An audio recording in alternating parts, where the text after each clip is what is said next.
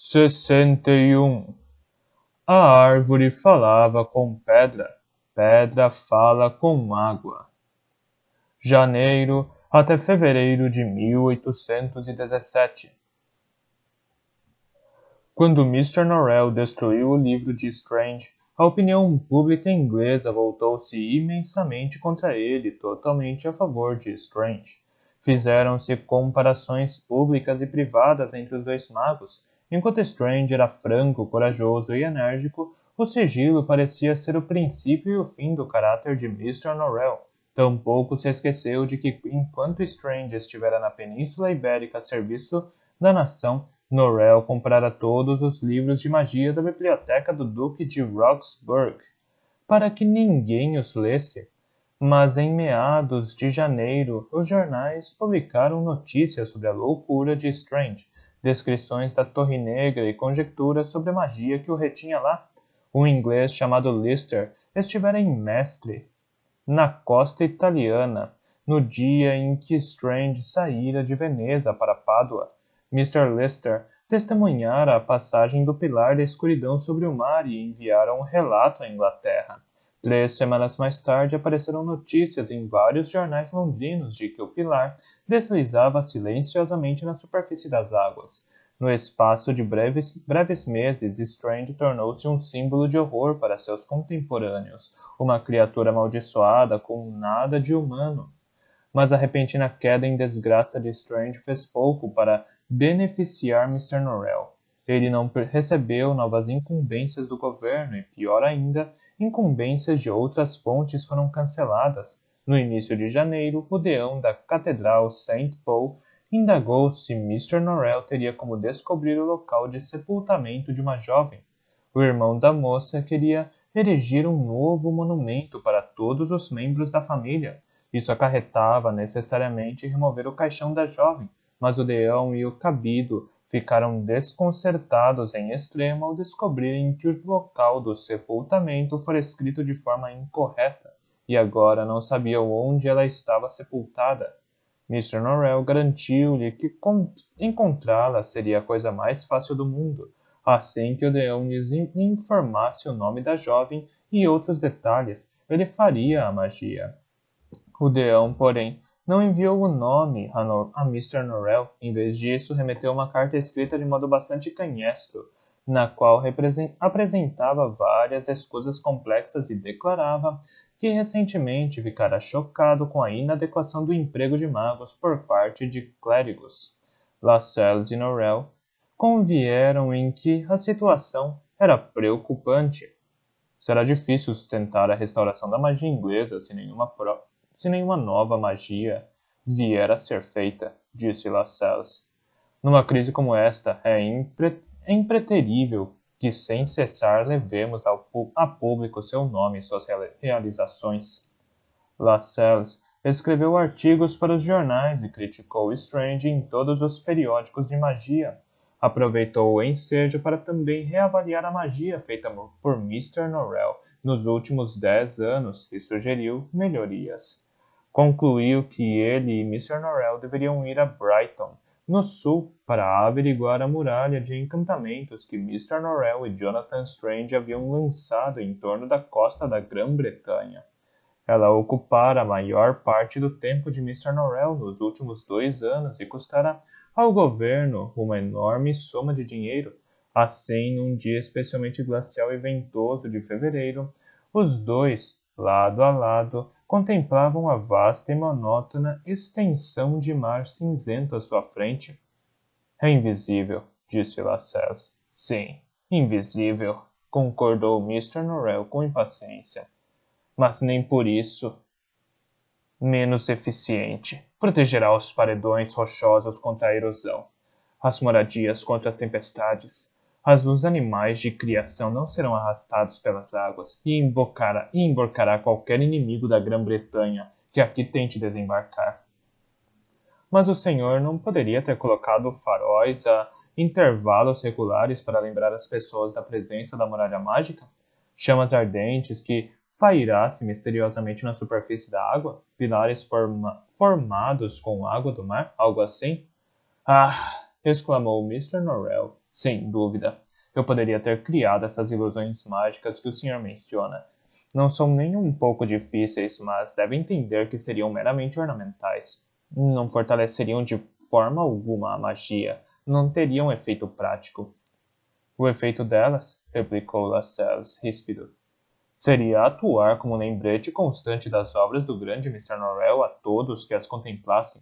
Permitiriam que um povo britânico soubesse que o senhor ainda é o defensor da nação, um eterno vigilante a zelar pelos britânicos enquanto eles se ocupam do seu dia a dia. Essas ilusões mágicas valeriam 10, 20 artigos nas publicações. Mesmo, disse Mr. Norrell, e prometeu que no futuro sempre teria em mente a necessidade de fazer magia para estimular a imaginação das pessoas. Depois de uma Depois de um pernoite na taverna Old Ship, na manhã seguinte retornaram a Londres. Em geral, Mr. Norrell detestava viagens longas, embora sua carruagem fosse um exemplo superior da arte da fabricação de carruagens no tocante a molas de ferro e assentos de enchimento grosso. Ainda assim, ele sentia todos os solavancos e depressões da estrada. Após cerca de meia hora, começava a sofrer de dores nas costas, dor de cabeça e enjoos. Nessa manhã em particular, porém, não pensou nem um pouco em suas costas ou em seu estômago. Desde que deixara a Old Ship, encontrava-se num curioso estado de nervosismo, acossado por ideias inesperadas e temores imprecisos. Através da janela de vidro da carruagem, viu quantidades enormes de pássaros pretos grandes. Se corvos ou gralhas não sabia, mas seu íntimo de mago estava seguro de que significavam alguma coisa. Contra o céu pálido invernal, as aves giravam e rodopiavam, estendendo as asas como mãos negras, e no que assim faziam, cada uma se transformava na corporificação viva do corvo em voo, a bandeira de Jonas Glass.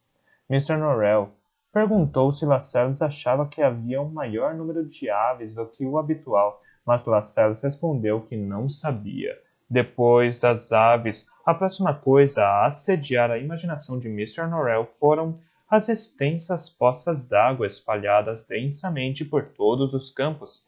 À medida que a carruagem seguia pela estrada, cada poça se transformava num espelho de prata, voltado para o céu vazio invernal. Para o mago, pouca diferença há entre um espelho e uma porta.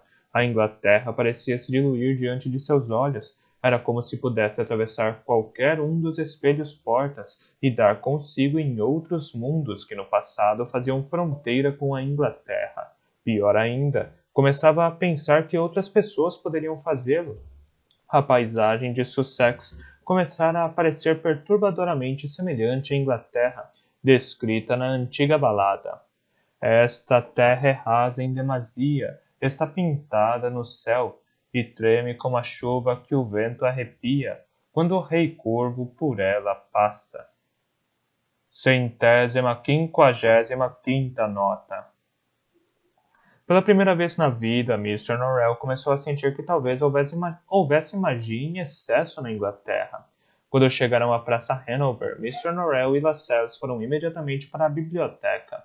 Tilda Mesa estava lá, sentada a uma escrivaninha, com uma pilha de cartas diante de si. Lia uma delas. Ergueu o olhar quando Mr. Norrell entrou no cômodo. Que bom, o senhor está de volta. Leia isto. O quê? O quê? É de um homem chamado Traquair. Um rapaz no condado de Nottingham salvou a vida de uma menina por meio de magia, e Traquair o testemunhou. Pela primeira vez na vida, Mr. Norrell começou a sentir que talvez houvesse magia em excesso na Inglaterra. Quando chegaram à Praça Hanover, Mr. Norrell e Lascelles foram imediatamente para a biblioteca. Childermes estava lá, sentada a uma escrivaninha com uma pilha de cartas diante de si. Lia uma delas. Ergueu o olhar quando Mr. Norrell entrou no cômodo. Que bom! O senhor está de volta. Leia isto. O quê? O que é? É de um homem chamado Traquair. Um rapaz no condado de Nottingham salvou a vida de uma menina por meio de magia, e Traquair o testemunhou. Ora esta, Mr. Childermes, exclamou Lascelles suspirando. Pensei que soubesse que não deve incomodar o patrão com tolices como essas. Olhou para a pilha de cartas abertas. Numa delas havia um enorme selo que estampava o brasão de alguém. Fitou-a por instantes e, ao perceber que conhecia bem o brasão, arrebatou-a. Mr. Norrell, bradou. Lord Liverpool nos convoca. Finalmente! Exclamou Mr. Norrell. O que diz ele? Lascelles leu a carta por um momento. Apenas nos pede que façamos o favor de ir a Fife House para tratar de um assunto de extrema urgência, refletiu com rapidez. Provavelmente são os Johanitas. Liverpool deveria ter solicitado a sua ajuda anos atrás para lidar com os Johanitas. Alegra-me que por fim se dê conta disso. E quanto ao senhor, disse, dirigindo-se a Tildermas, endoideceu ou está agindo de acordo com seus próprios planos? Tagarelando sobre falsas alegações de magia enquanto uma carta do primeiro-ministro da Inglaterra fica negligenciada sobre a escrivaninha? Lord Liverpool pode esperar, replicou Tildermas a Mr. Norrell. Acredite em mim quando digo que o senhor precisa conhecer o conteúdo desta carta. Lascelles emitiu um bufo de irritação. Mr. Norrell olhava ora para um, ora para outro. Estava perplexo. Durante anos tinha se acostumado a confiar em ambos e as brigas entre eles, cada vez mais frequentes, o enervavam de todo. Poderia ter ficado ali, incapaz de escolher entre os dois, por algum tempo, se Tildermas não resolvesse o problema, pegando-o pelo braço e empurrando-o para dentro de uma pequena antessala painelada fora da biblioteca. Tildermas fechou a porta com uma batida e se encostou nela. Escute-me. A magia ocorreu numa casa ilustre do condado de Nottingham. Os adultos conversavam na sala, os criados trabalhavam e uma menininha foi sozinha para o jardim. Ela subiu num muro que se limita com a horta e começou a jantar em cima dele, mas o muro estava coberto de geada. Ela escorregou e caiu sobre o telhado de uma estufa de plantas. O vidro se quebrou e penetrou-lhe em várias partes do corpo. Um criado ouviu seus gritos. O médico mais próximo ficava a mais de 15 quilômetros. Uma pessoa do grupo, um jovem chamado Joseph Havenham, salvou-a por meio de magia. Arrancou-lhe os cacos de vidro e restabeleceu os ossos quebrados com a ressurreição e a retificação de Martin Pale. 156ª nota. E estancou o jorro de sangue usando um encantamento que ele afirmou ser a mão de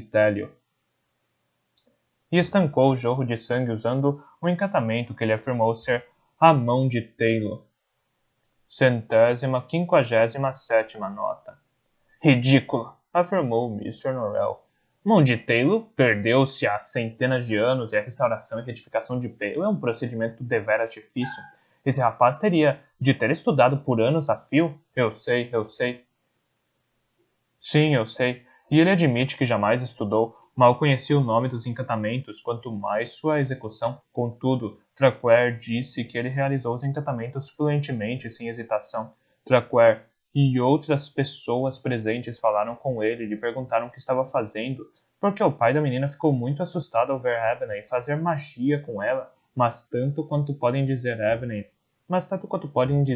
Havenham não os viu.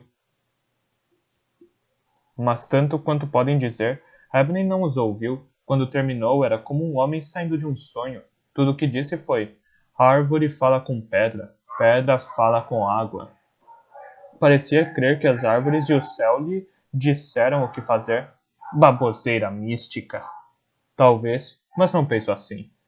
Desde que viemos para Londres, venho lendo centenas de cartas de pessoas que pensam poder realizar magia e estão enganadas. Esse caso é diferente, é verdadeiro. Eu apostarei meu dinheiro nele. Ademais, há outras cartas aqui de pessoas que tentaram encantamentos e obtiveram resultado. O que não entendo é... Nesse momento, porém, a porta na qual Tildermas se encostara foi submetida a estrondos e abalos. Um golpe a atingiu e Tildermas foi lançado para longe dela e contra Mr. Norrell. A porta se abriu, revelando Lucas e atrás dele Davey, o cocheiro. Ah! Fez Lucas, um tanto surpreso. Quero me desculpar, senhor. Não sabia que estava aí. Mr. Lascelles disse que a porta estava fechada e emperrada, e Davey e eu tentávamos desobstruí-la. A carruagem está preparada, senhor, para levá-lo à casa de Lord Liverpool. Vamos, Mr. Norrell, chamou Lascelles de dentro da biblioteca. Lord Liverpool está esperando. Mr. Norrell lançou um olhar preocupado para Childermas e saiu. A viagem até Five House não foi agradável para Mr. Norrell. Lascelles estava cheio de ressentimentos contra Childermas e não perdeu tempo em dar vazão a eles. Perdoe-me pelo que vou falar, Mr. Norrell, disse. Mas o senhor é o único responsável. Às vezes parece sensato dar a um criado inteligente certo grau de independência, mas no fim sempre vem o arrependimento.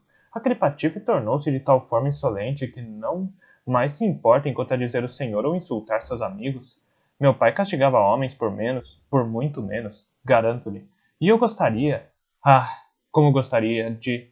Lascelles se contorceu e se remexeu, atirando-se de volta às almofadas. Dali a pouco, disse, num tom mais calmo, aconselho a refletir, senhor, sobre a necessidade que tem dele, sobre se a necessidade que tem dele é de fato tão grande como tu pensa. Até que ponto não simpatiza ele com o Strange? Sim, esta é a pergunta que se impõe, não? Olhou pela janela, os prédios cinzentos e tristes. Chegamos, Mr. Norrell. Peço-lhe que se lembre do que eu lhe disse. Quaisquer que sejam as dificuldades da magia de que Sua Excelência necessite, não discorra longamente sobre ela. Uma extensa explanação não as tornará menos difícil. Mr. Norrell e Lascelles encontraram Lord Liverpool no escritório, de pé ao lado da mesa onde conduzia grande parte de suas atividades. Com ele estava Lord Sidmouth, o ministro do Interior. Fitaram Mr. Norrell com um ar sério. Lord Liverpool disse: Tenho aqui cartas dos lordes tenentes dos condados de Lincoln e York de Somerset, Cornualha, do condado de Warwick e Cumbria. Lascelles mal conseguia se abster de soltar um suspiro de prazer com a magia e o dinheiro que pareciam estar a caminho, todos queixando-se da magia que recentemente ocorreu nesses condados. Mr. Norrell piscou os olhinhos rapidamente. Como disse, Lascelles apressou-se a dizer. Mr. Norrell nada sabe sobre a magia feita nesses lugares? Lord Liverpool lançou-lhe um olhar impassível, como se não acreditasse nele. Havia uma pilha de papéis na escrivaninha. Lord Liverpool pegou um a esmo. 4 dias atrás, na cidade de Stamford, disse, uma jovem quaker e uma amiga estavam contando segredos uma à outra. Ouviram um ruído e descobriram que seus irmãos mais novos escutavam atrás da porta. Cheias de indignação, perseguiram os meninos até o jardim. Lá, de mãos dadas, as duas recitaram um feitiço. As orelhas dos meninos saltaram da cabeça deles e fugiram. Só depois de os meninos jurarem solenemente nunca mais repetirem o que fizeram, as orelhas puderam ser persuadidas a sair da roseira onde haviam pousado e voltar para a cabeça deles. Mr. Norrell estava mais perplexo do que nunca. Lamento, evidentemente, que jovens mal comportadas como essas tenham estudado magia. Que membros do sexo feminino cheguem a estudar magia é, devo dizer, algo que me oponho com firmeza. Mas não entendo bem, Mr. Norrell, disse Lord Liverpool. Essas jovens têm 13 anos. Seus pais afirmam categoricamente que elas jamais viram um texto de magia. Não existem magos em Stanford. Nenhum tipo de livro de magia. Mr. Norrell abriu a boca para dizer alguma coisa, deu-se conta de que não sabia como reagir e permaneceu em silêncio. Lascelles disse: Isso é muito bizarro. Que explicação as jovens deram? Contaram aos pais que, ao olharem para o chão, viram um encantamento escrito no caminho de seixos cinzentos. Falaram que as pedras lhes disseram o que fazer. Desde então, outras pessoas examinaram os seixos. De fato, existem seixos cinzentos, mas não formam nenhum símbolo, nenhuma escrita mística. São seixos cinzentos comuns. E Vossa Excelência afirma ter havido outras ocorrências de magia em outros lugares além de Stanford? Indagou Mr. Norrell. Muitas outras ocorrências em muitos outros lugares, grande parte, mas não só, no norte.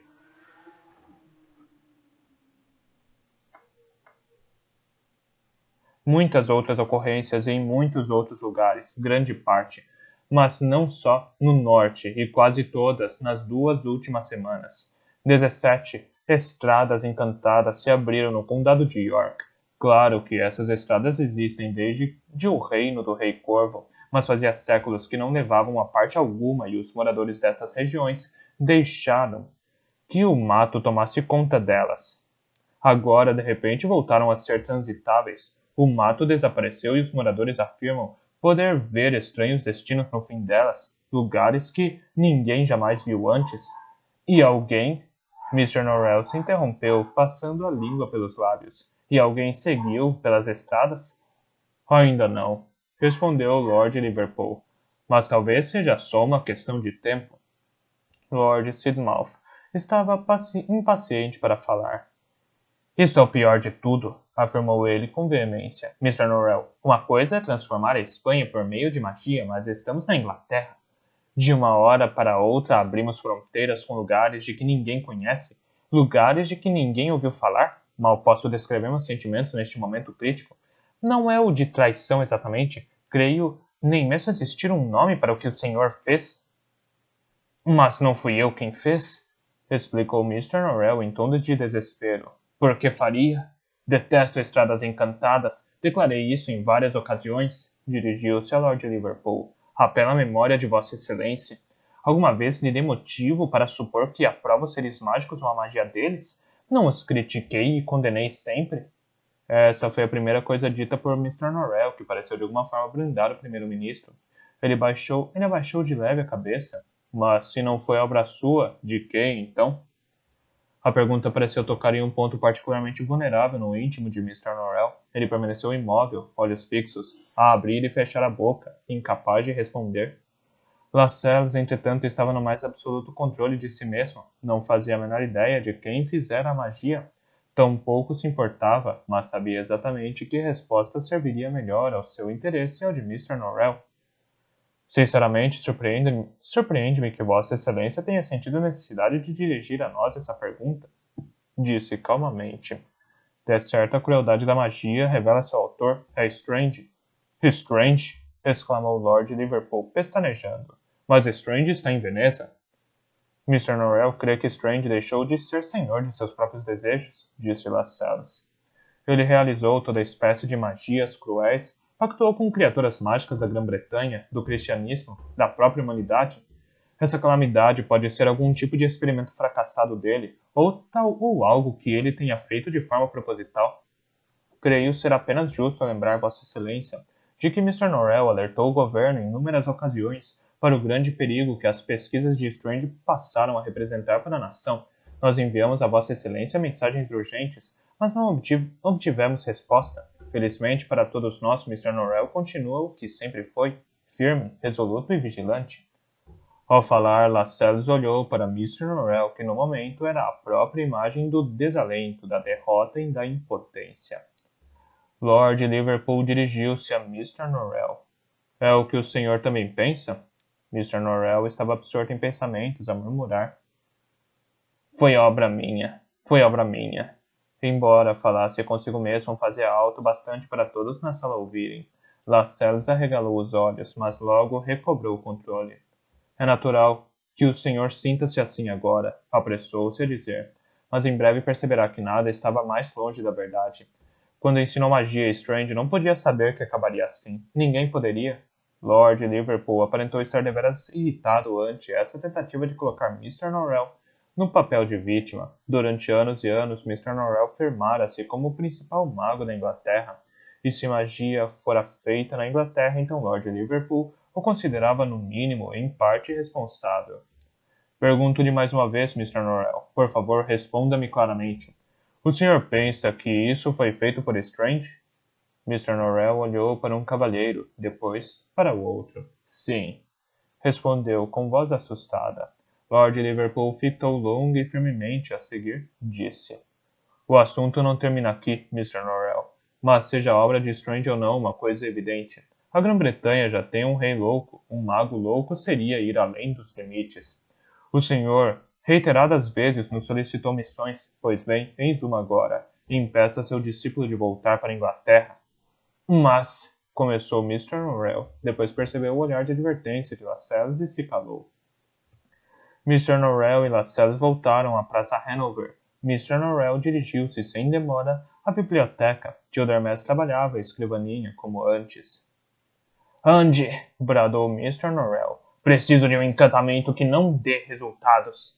Childermas encolheu os ombros. Existem milhares deles. Jean Lucet, 158ª nota. Rosa de Dédalo, 159ª nota. As damas desnudas, 160ª nota. A verificação de Stokesay, 161ª nota. Vitrificação de Stokesay.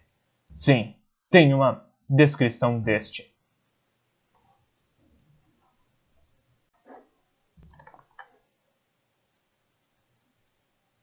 Existem milhares deles. Chontunset, 158ª nota. Rosa de Dédalo, 159ª nota. As damas desnudas, 160ª nota. A vitrificação de Stokesay, 161ª nota. Vitrificação de Stokesay. Sim, tem uma descrição deste. Mr. Norrell correu até uma estante e de lá retirou um livro, procurou uma página, localizou-a e olhou às pressas em redor do cômodo. Numa mesa ao lado da lareira havia um vaso com visco. Era azevinho de frutos vermelhos e algumas ramagens de um arbusto com flores invernais. Ele fixou o olhar no vaso e começou a murmurar consigo mesmo. Todas as sombras na biblioteca fizeram algo estranho, algo que não era fácil de descrever ou explicar. Foi como se elas se virassem e se voltassem para outro lado. Mesmo quando se aquietaram outra vez, Childermes e Lascelles teriam grande dificuldade em dizer se eram as mesmas sombras de antes ou não. Algo caiu do vaso e se espatifou na mesa com um retinido. Lascelles foi até a mesa e examinou o vaso. Um dos ramos do azevinho havia se transformado em vidro. O ramo de vidro se tornara pesado para o vaso e por isso tombara. 2 ou 3 folhas de azevinho jaziam intactas na mesa. Fazia quase 400 anos que este encantamento não dava resultado, comentou Mr. Norrell. Watership o menciona em O Fenecimento de um Bosque Encantado como um dos encantamentos que surtiam um efeito em sua adolescência, mas que se tornaram totalmente ineficazes na época de seus 20 anos. Sua habilidade superior, começou Lascelles. Minha habilidade superior nada tem a ver com ele, retrucou Mr. Norrell. Não posso fazer magia que não existe. A magia está retornando. A magia está retomando a Inglaterra. Strange encontrou uma forma de trazê-la de volta. Então eu tinha razão, não tinha? Disse Lascelles. E nossa primeira tarefa é impedi-lo de voltar para a Inglaterra. Tenha êxito nisso e Lord Liverpool perdoará muitas outras coisas. Mr. Norrell meditou por um momento. Posso impedi-lo de chegar por mar? Disse. Excelente, exclamou Lascelles. Depois fez uma pausa em virtude da maneira como Mr. Norrell fizera a última afirmação. Bem, é pouco provável que ele venha de outro modo. Não pode voar? Soltou uma leve risada diante da ideia. Depois lhe ocorreu outro pensamento. Pode? Childermas encolheu os ombros. Não sei do que Strange seria capaz a esta altura, disse Mr. Norrell. Mas não pensava nisto. Pensava nas estradas do rei. Sempre acreditei que as estradas do rei conduzissem ao reino encantado. Mas não pensava nisso. Pensava nas estradas do rei. Sempre acreditei que as estradas do rei conduzissem ao reino encantado, disse Lascelles. Sim, conduzem. Mas não só ao reino encantado. As estradas do rei conduzem a qualquer parte, ao céu, ao inferno. As câmaras do parlamento foram construídas por meio da magia. Cada espelho, cada poça d'água, cada sombra na Inglaterra são um portão para essas estradas. Não posso bloquear todas. Ninguém pode. Seria uma tarefa insana. Se Strange vier pelas estradas do rei, então nada conheço que o impeça. Mas, começou Lascelles. Não posso impedi-lo, bradou Mr. Norrell, torcendo as mãos. Não me pergunte. Mas, fez um grande esforço para se acalmar. Posso estar preparado para recebê-lo. O maior mago desta era. Bem, em breve veremos, não? Se ele vier para a Inglaterra, disse Lascelles, onde irá primeiro? A Heartfield Abbey, disse Childermas. Onde mais iria? Mr. Norrell e Lascelles estavam prestes a lhe responder, quando Lucas entrou na biblioteca com uma bandeja de prata onde repousava uma carta. Estendeu-a para Lascelles. Lascelles rompeu o lacre e leu a carta rapidamente. Drawlight retornou, disse: Esperem por mim aqui. Estarei de volta em um dia.